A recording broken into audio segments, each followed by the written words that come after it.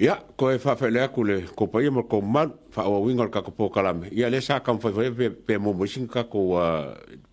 breaking news mai o le fongo le whai. Ia msalo asiaka e le umar fongo a ka ko kuria le whai unga le fongo. Se ka ko kuria le lakami ura kalaka le whai unga le fongo. Ia pe ia se te me kupu a. Ia, ma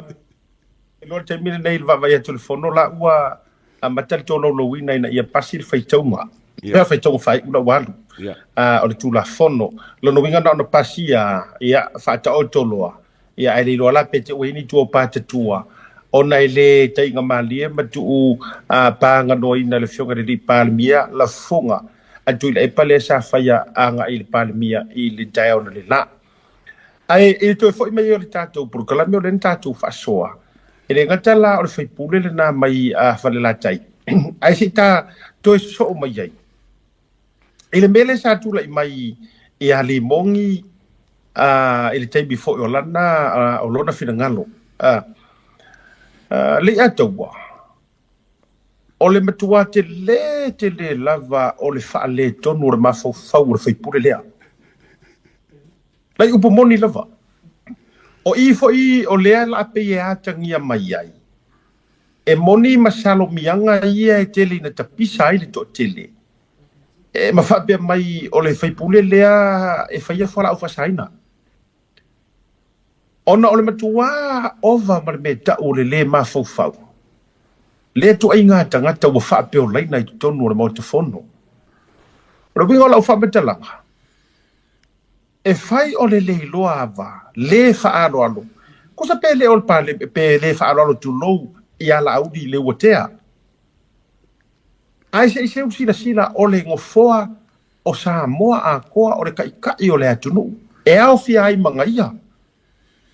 o kuila e pa o longa kai fa vaenga fa ut fai a o la audi o longa kai fa le malo le anga o lai o yor kanga kangu o le malo ku ko kasi o sa moa so atato wo ala ile leina sa o mre fata o tonga o mea o kuila e pa o langa kai fa vaenga fa ut fai fa paki o la audi o kai lea e usi kai ai fa konga o makauru maro peita e se le tu inga o le aso fina ngalo ina ua sau no tu le pale mia ile tu langa fo ile ai fa pe mai lana fa metalanga ina o fa tu pale mia o for langa fo ia ngai fa sana lau se longa si par me o so mai le la fa to para pale mia la audi ana mali to ia nga mangingo ha wala nga lai ola langa mai matulanga fa pena ai mangingo ale punga mai ma fai mai ioi pe a umi ola sa o dala ola fo so ola e ha sa fa li tingo o for tanga ma fai ma fo wa o me langa le ka kilo le case le fai ngai le anga ia le ka wa o paula o fai pule e fai so o la markala le ele ko umi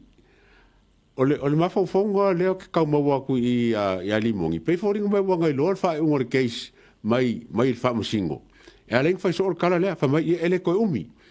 o longo winga lo e so kanga fange a limongi malem kanga ngo lo malem kanga ngo fa musingo e aleng so nga lafo ya kala ya fa pe o le palmia o lo kele for kaimi o le nga ku le pa po fele ku wala ngor kai Wangi me ke kere ko pumai. Or kai o fai pule langa ngisi me foi le pack up ai ia le mau la kai. Ai me le fai. Wo kai ar kanga kai. E ku i foa ia ni monga ko o yor kai ku wa fon ko o yor kai. Am kwa maro lo le aku lep. Ai aku foi ku lep. Nga me nga me fa le kongu ale ku i fo mar ko inga. O leo kako kikiro aku asiaka le malepe le chapipi. Ele ska mai malepe. E feo lolo fale fole le wadu lalo le fa, madu lalo ki munga me fapenga. Ele fale le ngo fale chapipi. Wa mo kwa malepe la, o fale akola, o fale le ngo fale chapipi ka mingi. Wa le ese maru si anga foi le. O fe si kanga ko le chapipi. Ia ale ia esko ingo. O fonge o papo fa muinga. Ale ai ia limongi, ale ai fon koe lei. A feles ko se fulu. Feles ko se fulu. Wa mo ko ma le pele cha pipi wo le se wo le nga ka ko lai ki la ko. Ale a fo ringa mala ka o nga le se ku anga. Ma lo fa tai ma le lo fi nga lo le to. Ole mori maule na ma va ma wa tu langa to manga le so na fi. Aioi. Ole me pito i le anga la fa di tangata le. Ele malama le tu ai ngā tangata i le whaonga ingo ngana le atunu ue a fua i ona wala au ma whaonga ia o i upura o fia tangata. Ioe, maybe ele malama iai. Oa maybe o lai tau mawhai ina ia me milo sa i le whaowinganga moni o le upu na whaonga. A o loo atangia mai ilona nā tura. Lenga olonga ngā kula kongu a lea. Ioi. Ole more me ole ola fia tangata. Ole winga ole wha matala. Ole ola fia tangata. Yes o ka kou o ka ngā kaola. O ta atou uma o tangata. A ole wha winga ngā moni ole wha matalanga mo le wha fufunga mai a lea. Whai pule wa o te iloa. Wa laki o ko finga wa ka wai le au le ngai fai pule a o le tangata lai no foi i le to finga fa fai pule le o le matua i ngao i ma o popo iyo e ma fua o nga ka uma fai ma fai ngoa oe e si tangata pe asai o lo matutua ma to ina ma fa pe isa to no o ngana kwa e Fia Kagaka keli e ma fua mai ona o lo fia ni wali o lo nau e whai lo atu o oe ea. Leanga o so se Kagaka ola. E kukusa uma. O le whauwi nganga e tutusa uma tangata ola. Pe e ke makiva, pe e ke mau oloa. E kukusa oe e lua vai, lua lima me uma. So o tātou, ai a e ma fau loa ua e fia sili ia ese se whainga whapikoa oi. O le winga nga ea la inga whamairo mako inga wano makua. Ita ka ingo i ngoe li ngei. Ka ino ngi ngoe li ngei ka mai kiki makua Fia Kagaka kiri. Mai. Wa e fia whaasau sili atu. O le winga na rea leina. Ioi, wa e le sau e ke o whaakasi makangaka ola. Makangaka suifua. Awa e nau. Na mafua o na tupu le vaenga lea. Onga fo yo langa kala le sa fa ko ngol parlemengi manga ko mai ol parlemengi ol fale a onga mo sa mo a ko e mata uma yai me uma ku sa ol fale le e maka iku o mai yai e onga mai yai fa nga we onga mai o le fa fonga nga fa karingo au pa lui ko ta mangengo yo langa forsa nga le ngo foka nga du waku va ai ma wala loi ka nga kai nga fili ai nga ko firma lo tanga taia Eoi. Ono bingo la uta. Ya aka ko wo i me suafa. Kuloa e ko kusasonga kuloa le te fai atu o nei ia fai na se fina. Ai aka ko wo ai de mawo lungo so. E ko kusasonga suafa le de pule, ma suafa Kagaka ye sa fa il pen. Yeah. Ka ko wo ai me o Fia Kagaka. Tato wo le levo fa makai. O le hasa ko fingo se nga suafa ke mika ia me. E se ko fingo se le ala de pule ia Samoa. E so nga pou ia Samoa. Mai. Kasi ale mea nai te manongi ai. Nga al fai pule, pau nga.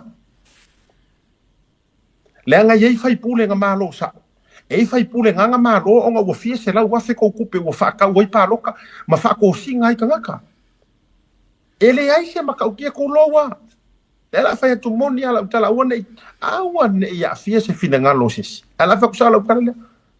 Awar kau mika ia mayang isi o ko wie ko ke malo ngai ko ke loa God knows. Ko iki fia se la wa fia la ku pe ngalu ya fa ko singa. Awala kau mika ia maya ele se maka ukia la so foi pure. Ele se ko maka ukia kele. Oi. E siri inga maka ukiar Kagaka foi dele. Lai ua makua i kasi moe ia i ronga i kumalo. Ia e se ale au whaalawe a vai langa o rea ia kakau reu kelenga. O rea ia kakau are ua kinge ia i lalo isi mea ngā mamalua. Ai a whaalonga utu tangata ola sanga kupe nga kami solo ai, ma kami e whaakau paroka mwha. ele la se maka ukia ke lo nga me ke kau mika ia ai si dia ku o nga mawurunga suafa o ila ko winga sa fa ile peno mana to mai le atu o I ko nga mafua na sa ile fionga ile li palmia ai fa la ku fo mai o we interview e kau fasili mai la maka interview au fa ko lai fa kan ele sa interview fa o ko malam ko sa ke lo ai fin ko upu sa on kango fai o ko malam o ki poko mo vai tatou ia ai tatou ia I le tu ai nga tangata ele o te masanino fa longo si utinai fa ia so pe ali uska ka I fo fa nga ma si wo fa pe o lenga nei tamit le ala fa ia tu ia le tal ai o so mai lo so mai ele umi o te le lo ela fa longo mai ele umi ia pe fa pe mai ele ko umi ia pe fa pe mai o le ale umi whichever langa fai upu na fai o le mea la lea ngake le iroa o lea la akono vai ai fua pe or kala e fai de upenga o le akono vai ai de upenga o le atoe moni ai le upu le asar faiva ai le asar masalo le la ko o umai ya makadinga ma fai la umai matadinga ma fo tangata awa umang karu sanga mai wo umang karu sanga mai ku lo ka ko alu mea wo umang karu sanga mai la fionga ka mai kai fa mesingo ya kalasa a toa sa anga e ka kalo aku mo ia langa fa ua ai foi la o ia o le o ia ris kanga kale la pera pea o ia le ungar kangi a le nga mai donga ngukum fai pe umi ia po ole ere ko umi ia pe ole ale umi ma lo no winga le foi la uma foi ole aka kai ai a fai foi masaro salo tangata so le ele mafainga alanga e mafainga asar faifa aire asar masaro salo le nga o libongi e o markangi o libongi e lo loko mkarasa wa vaila le ka ke fiu e ka fa mamao tato manatu le atawa ka ke fiu e fa mamao mai ma ka mo fai fa mamao ka ko mafofau ai la fokasi loa il fai un ora ka penga ma ia ira fiu ka mai kai famsi a o le alava e punga mai ya fa pele ile e punga e kau mau mai anga mea o le fisiri o umang karango inga fa alo to fali ona o lato so tanga le ato ia le nga kongwa asiaka e winga luar kala ke man ko foi o kai mi o ke ale nga fa makala sai ma ba ku yanga ia le fanga I limongi le fanga ya limongi e ka uaile ka vale inga o la ulima ma olo ia o menga ka ko ma foi wa ranga le lopo a winga kala po se kala ko e foi ko le menga po se kala winga fam singonga al mele lenga e sa oi mo kwali lo la vele ka fo kala le la wa fa o la fonge kala le la ngfo ka kon fa li liulang kala wa lo pulo le umi longo winga e lua me kupua o me e lua e ka kilo e me e lua langa uia foi lenga foi kala le ma ko foi fanga nga lenga fa pe lenga fa ka uri kam fo lo taro lenga ku lo ko mai le fa mangi o le ko o le official lo fanga nga ya a le fo ko foi le kala kongui o le si me foi le asiaka mal fa fonga la ku o fa lo nge upu ia fa nga si foi pule po fa lu fa nga foi pule fa pe se sere pule fa pe oi o fia me ma kima ma ke po ngam lo lu si len fa pe fo le e se sere pule o le ku ke e do se ku ke o le ku ngai mo fa fonga sa mo o le kele o ke mi ka ki ye wa ko lu me o le ku ngai mo le ku ngai ele se ku ngai o faia ila mai kau ila ko sangwanga mo pu e fai le se ku ngai nga ku ke le afi ele treason le ka langa el pare mia male ku kau fa leanga e so ku la fongo defamation o menga lu le kau ave le funga ngeli chapipi o le ku ke male ku kau fa leanga a se upu le ku ngai ele se me kau ku ngai o fai ele e funga ngele ele chapipi ka ko kikiro ngele le mele finga o ngai o le a mo finga le funga ngele milionga va se la wafe finga le 2 milionga finga se la di mas furu wafe nga o se la di mas kala lenga ku fange Ale foi disi fa munganga le sa pepe va pengi. O fesili kele mo la kongi. Ele anga ia mea. Ele anga ele nga finga. Sa kamola kolangolango. A fa pela ele musu ku fa se launi mas fulu. Pe fo ringa mai asiaka o le chapipi a koa. E musu kele avel se launi am sala ko mai musu avel se launi mas fulu. E musu e fa le pro ke kile milionga bar se lau ko musu fa pro ke kile lo milion. Ora ko musu wa. Wala ngane finga le mele. Sa fa pe e wa kulangolango mo ka upule ma fa pela. Ya. Mai lor ka kome e moia ko nga amaka mai lor ka kome le ai o le menga le ka wo fo loko o mai finga me e pe se me fo ringa mai se me leanga e fu me le mele le leanga ma le a fe sili ka ngaka e isi se la ko fa pe mai leanga a fe sili la me lenga le fa pe mo la ko ma ko uma nge le cha pipi ma supporters mo kere ka inga se la di mas fulu ave sa lus fule fa isi polo ke ale al malo mo ke le ka dia ingalanga mo ke mo ke kau fa leanga mo ke le awai mo ke le lang ingal palmia o le mela fai ke ole venga se lus fu al mela le or ke a va con la le e misa mbale se ingal se lus fu ale foi pisa va ngali a fo mo gavinga la cosa lus fu wo ai foi pure foi la cosa lus fu so or kulanga le ka mai ka wa kui le la ka fa ka California mele il mo ka upu le msalo kai o foi lo kalngong le mela va le o fo malo wa ke le upu ngi sa ngoi va ngi upu fa upu fa fo malo upu e fo al malo fa ka wo fa nga malo ai nga ka nga wala ko se le merkula fongo le or ka fa le nga defamation le la ka ko nga ye le la ka ko nga ye se kai mi pola se ngol ka upu le ma lo fa tai fa soa ma to fa te talali a toa o le mafu anga ya la yona musu e o mai e tau mai e ku urse la ulima se furu mo kele manga o ai ma ko ya le anga e ka ai fala i la ku malo e o le mafu anga na ya la ina ona te tele ai ma fe la o ia fon koi nga ke kele a uma e nga ai fa mai fa ngolang kan ia fa mo la se ka fa ko pe mai la ma ko se la ulima se furu la ngar kasi ringo o to sila sa mo ile matua o tanga tapi wa nga ile ai ma fa tu no o fa nga ke ai uma nga wa ko ai se ko pe I mean o fe ta oto iai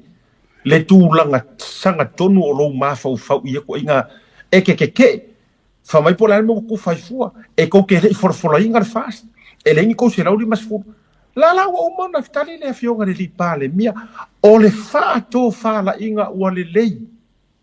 onga o lo ya ma ko le pule e fa so ai e tusa o se me o sila le malo e le lei mo le tunu lo tele anga o ma ya o le pa fo yanga pomu ka fa le anga le lato tactic le fa ko le lato pelengi le o le fa si lo mo fa ku ayo me e ke lo ko ku no ma ya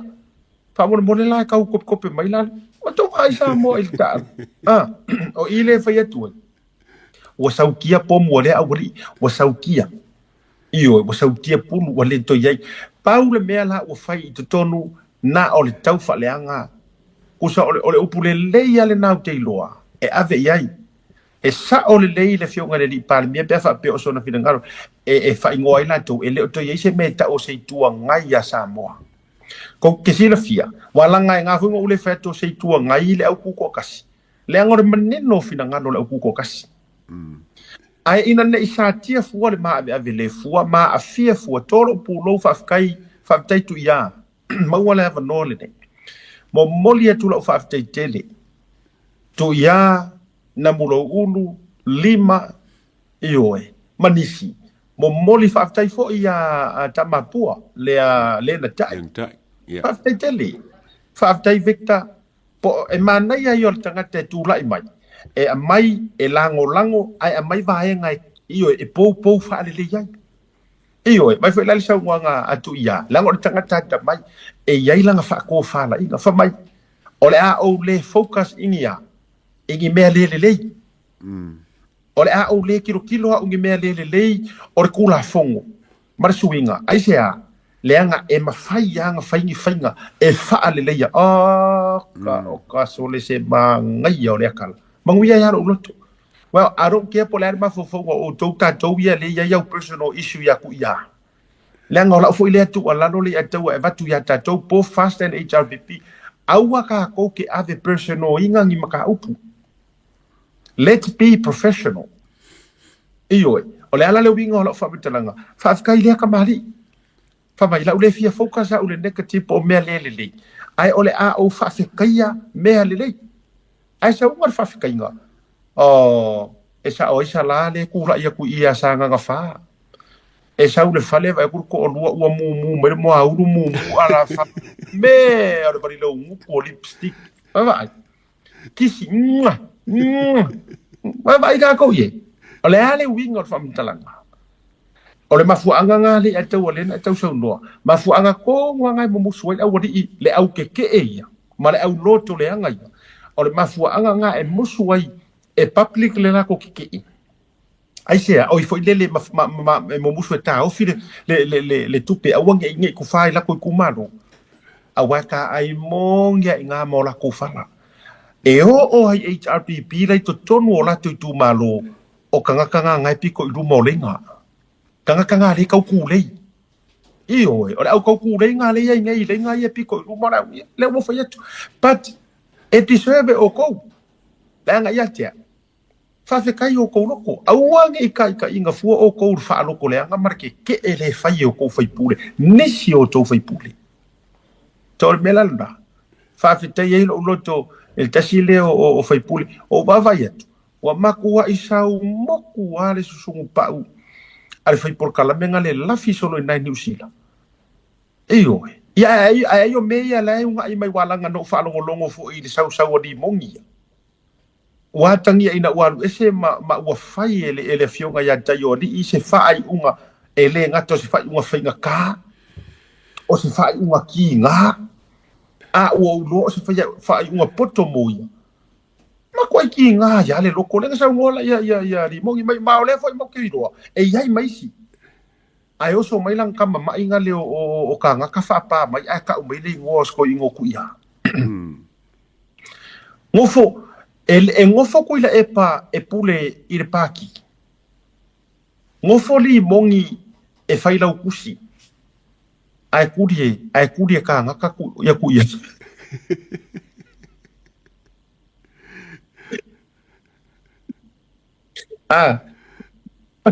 wa sila ku ka kayo wo ifo ka kudi ka nga kor paki u ka ulu ke mongi kama wa kudi ka nga kamai wa kudi ka nga ngaui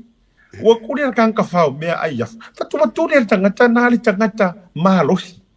wa ka ku ye matautia so on mela le wutu le mai o lai enjoy kusa o meio mai da wadi ia wa te lo ta o mai HRPP ato na ole au matutua o mele o mai fai kusa leo mai makua fa ala ve vai solo ala enjoy le kanga ka la ko kumano la enjoy se lo di mesfu vai le ato nga ko wa o le si vai nga foi le asiaka o le wo mo fai le kula fongo ma le ma pare si so le fongo le fongo fa vai ia mal polo kiki ai foringa mai o la ko le fa finkai e le loa o kalangoa ele o ka fier kula fongo le fa le ma fa se le pe o lenga isi e ka ka esa e fa pule esa ka we le ai lengo fa ngo ku ya fongo koe ma fongo mo lupe makasila o ile si fa kai o lai le o ka fier kula fongo le o kalangoa male a fa ile ko fia o le fongo fa vai ele o ka fia lo kalangoa fongo fa vai ma so sangue fa ngome al mele pe foring le o fongo fa vai versus i fa pule yelo ko o fongo fa vai o me siri nga le anga la mai ka o me le ku malo ale la kan fa le anga fongo fa vai fa le anga kai fongo kan le ye ko o fongo fa vai man mele ko pungi ma lie ye le atua ma lie ye le ma fe ali bongi wa ina don wana mai la na fe o solo so ma o le ale winga na mai la na fe ona fo iwa manna o sa vavadi atu le te fono o le fono fa vai maka o sa vavadi wa va ai tatou ia i le fa sa u sidi o le nei yuru i ila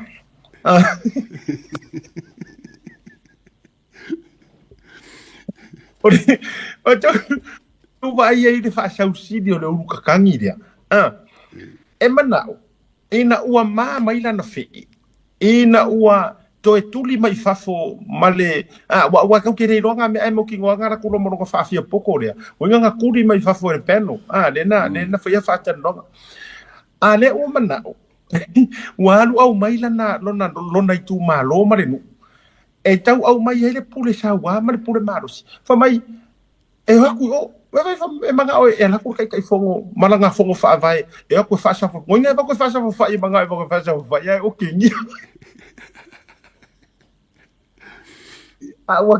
ke iro me ngare nga makua kakangi le ikor ka malo nga fipo kakangi ronga udua ma fu anga e fa yaku e fa to le no e o mai e fo no ai le o mai ai kurunga ka makua ai kurunga longa grandfather rufi ai kurunga moi va wo e ale ai o me fa sa le ai ku oi lunga sa va dio ele sa varia kur kai fongo fa vai ku oi lunga sa varia o ko oi fongo o official fo ma ai tatou ia ua matua i fa alu maina le nei yuru tatangi yuru masi esi iyo ua matua o le mangingo ia mai ka ko ke ko fongo fa vai mai ka ke ngo fa ku fa fo mai ka fa no aku aka ke lama le se senga o le fongo fa vai lenga filfili ma le fongo le afia i lingu e lua me se fai ai e ka koso mai fongo ngu e pule e pule fongo fa vai ma pule me ngu al malo o le mesinga nga lenga ai fa fenga le malama ia la ko al ko kele le malama ole avelo te fai tu le atawa ole mangingo ia la fa fonga mai ngai ka ko ku malo la fa fonga mai ka ko ku malo